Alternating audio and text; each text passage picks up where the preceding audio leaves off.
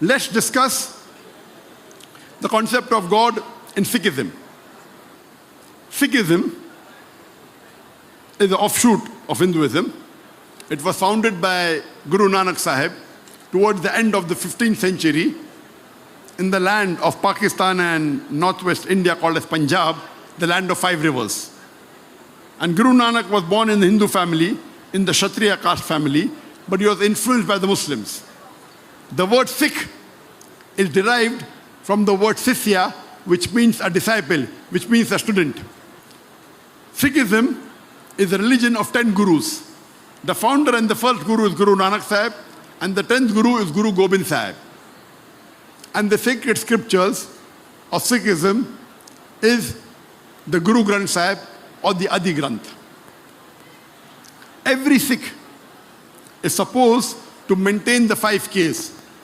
The first is the kesh, the uncut hair. You know, when you see in any cricket match in India, you see people wearing a turban, so they tie their head, they are the Sikh. So the first K is kesh, the uncut hair. Second is kanga, the comb to keep his hair clean. The third is the kada, the metal bracelet for strength. Number 4 is the kirpan, that is the dagger for self-defense. And number 5 is the kacha, the long underdrawers or undergarment for agility. So every Sikh is supposed to maintain all his 5 Ks. And the Sikh are known for maintaining the label. Wherever they go, almost all of them, they will be proud to wear the turban, to keep the beard, to wear the kala, to wear the kirpan. They are very proud of their religion. If you read the sacred scripture of the Sikh, the Guru Granth Sahib, the definition of Almighty God is given in the Mool Mantra, the first verse of Guru Granth Sahib. If you read Guru Granth Sahib, volume number 1, chapter number 1, verse number 1, called as Japuji, it says, God is only one. He's called as the true, the creator, free from want and hatred,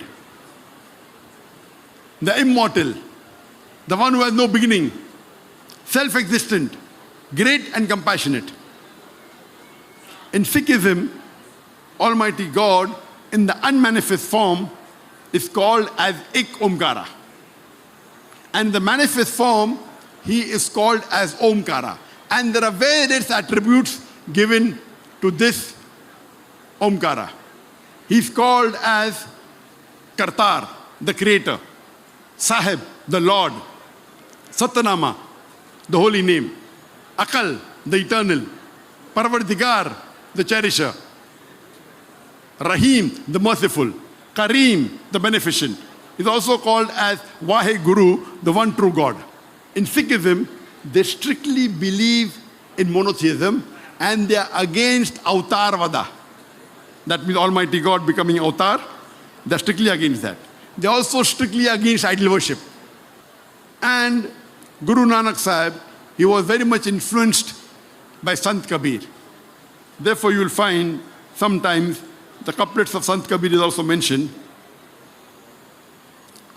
And one of the famous couplet of Sant Kabir we learned in school was, Dukh mein sumran sab kare, sukh mein kare na koe.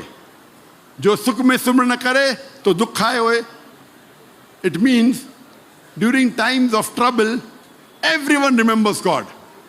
But during times of peace and happiness, no one remembers God. The person who remembers God at the time of peace and happiness, why should trouble touch him? So if you read the Sikh scriptures, you'll understand that Sikhism believes that you should believe in one God, and you should worship only one God who has got no images, who has got no ideas.